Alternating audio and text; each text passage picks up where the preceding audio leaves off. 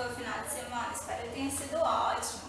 Eu sou a professora Disneide, professora de História, e aqui estamos nós começando mais uma aula, né? Hoje, 13/4/2020. Bom, nossa aula de História é a continuação, né, da outra sobre a chegada dos portugueses no Brasil.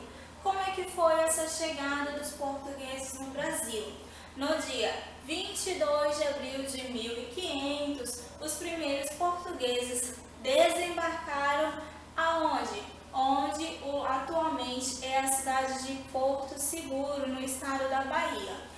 Para melhor entendimento de vocês, lá na página 21 e 23, ele vai caracterizar um pouquinho sobre a chegada dos portugueses no Brasil. Como é que foi essa entrada dos portugueses no Brasil? Primeiramente, o que nós vimos na aula anterior?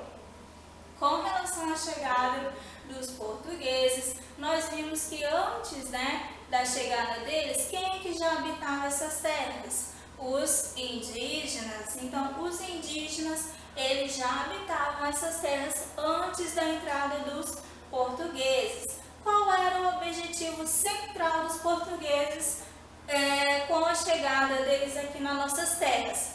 O objetivo central, primeiramente, era apenas explorar as terras. Qual era o primeiro objetivo? Explorar as terras.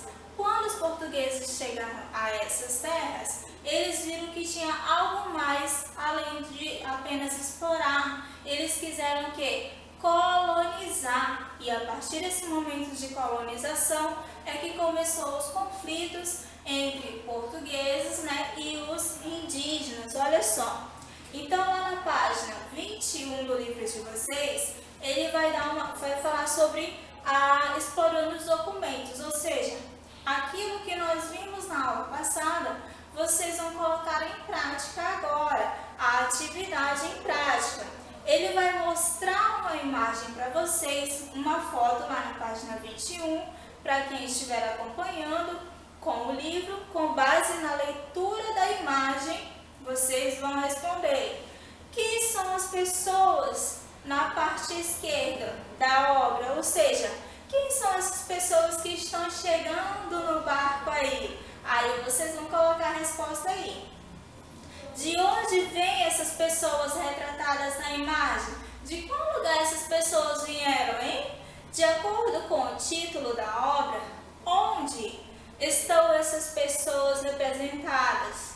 Em qual lugar? Ou seja, ele está perguntando em qual lugar é que chegou essas pessoas. Lá na letra D, ele está perguntando o que está acontecendo na cena. Quando vocês estão observando a imagem aí, o que vocês estão observando? Os indígenas, eles estão recepcionando de que maneira os portugueses, hein?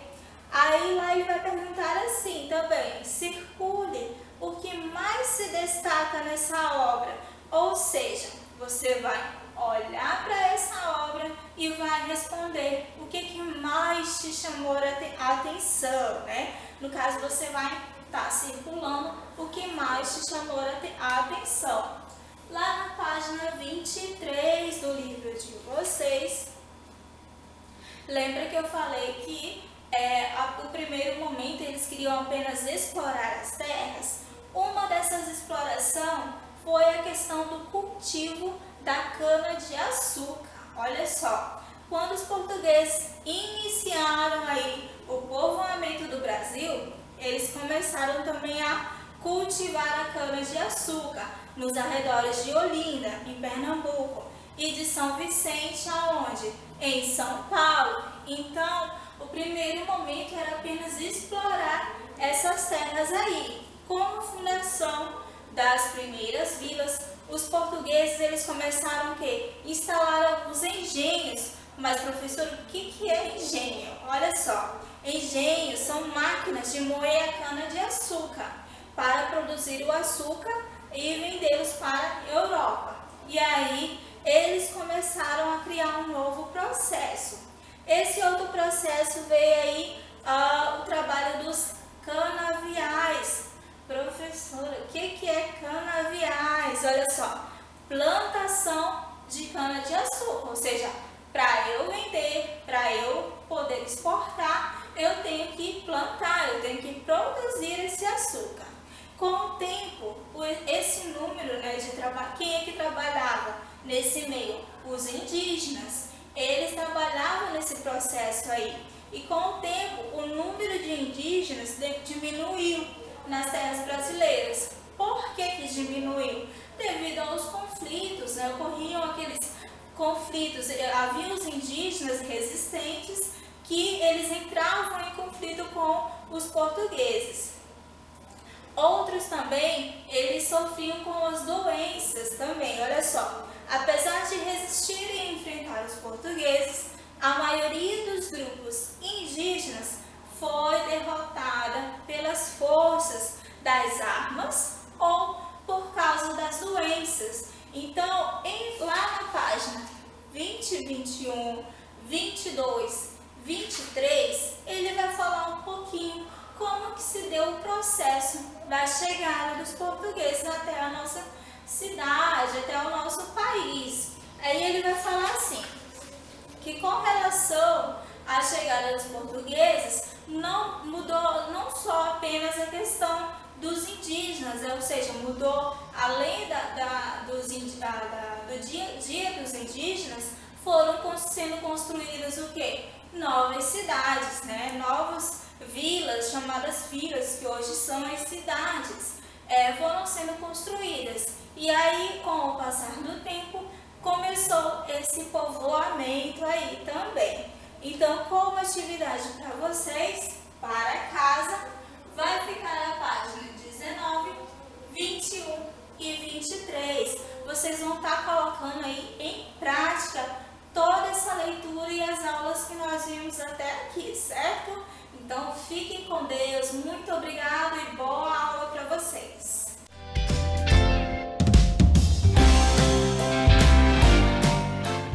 Olá, crianças.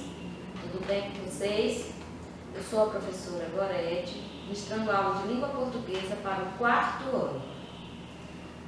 A aula de hoje será do dia 13/4/2020. Nosso tema de hoje é sobre as paroxítonas. O que são as palavras paroxítonas? É uma palavra que tem a penúltima sílaba como sílaba tônica, ou seja, sua penúltima sílaba é aquela que é pronunciada com mais força. Esse conteúdo está na página 56 a 57. Vocês irão fazer essa atividade. Temos aí como exemplos a palavra indústria, planícies, feia e soja. Então, as paroxítonas elas podem vir acentuadas ou não. Na palavra indústria e na palavra planície, vocês observem aí que tem 2 pontos separando uma sílaba. E diz assim que o sinal dos pontos indica que a separação silábica é opcional. Você pode usar ou não, tá? Logo embaixo, no seu livro, é da página 56, você vai observar que tem a palavra com a separação silábica normal. Por isso que ele diz que é opcional. Você pode usar os 2 pontos para separar a sílaba ou não, ok? Também temos aí as regras das paroxítonas. São acentuadas as paroxítonas terminadas em R, X, N, L, PS, IS, US, UNS, AN e S. Temos palavras aí caráter, revólver, repórter, látex, xerox, tórax, ônix, hífen, pólen, próton, nível, incrível, possível, fósseis, bíceps, júri, beriberi, tais, bônus, ônus, ânus, álbum, álbuns, fórum, órfão, ímã, órfãs e ímãs. Então, vocês observem que todas essas palavras têm as terminações com as letrinhas aí ao lado, ok? Agora, tem uma observação aí. As atividades das páginas 47 a 55 será corrigida em sala de aula, tá bom? Vocês vão resolver todas as questões e quando voltarmos para a sala de aula, eu corrigirei todas. Boa aula, boa sorte para vocês, ok? Não esqueçam de fazer as leituras e também não esquecendo que o papai e a mamãe são os auxiliares de vocês, tá? Obrigada. Correção das páginas das atividades, página 47 e 48, ok? Falando sobre o artigo. Então, nós temos aí a número 5, questão letra A, é pessoal. Letra B, diz assim, as palavras em destaque se referem a substantivo, identifique-os na ordem em que aparece. Eu tenho um caderno, um jeito, um modo. C. Qual a classe gramatical das palavras em destaque? Artigo, pois acompanham um substantivo. É o último quadradinho. A número 6 diz assim. Releia este trecho. Você vai reler o trecho aí da atividade. Um jeito passa a ideia de algo, número 6, letra A, algo não definido, um jeito entre vários outros. Então, é o segundo quadradinho que você vai marcar, ok? Letra B diz assim, reescreva o trecho trocando um por o. Eu vou trocar o artigo um por o artigo o. Aí eu coloquei aqui, tem aí, para reescrever o trecho, criei um jeito de fazer isso aqui mais divertido. Então ficou, criei o jeito de fazer isso aqui mais divertido. Letra C, pessoal, número 7 diz assim, releia agora. E João já respondeu? Letra A. Apenas um substantivo nesse trecho, sublinhe. Então, lá na frase, e João já respondeu, você vai lá e vai sublinhar a palavra João. Letra B. Há artigo acompanhando esse substantivo? Não. Letra C. Reescreva o trecho acrescentando um dos artigos no quadro. Nessa reescrita não deve haver mudança de sentido. Então, aqui, ó, e o João já respondeu. Essa é a resposta, ok? Boa sorte e até a próxima aula.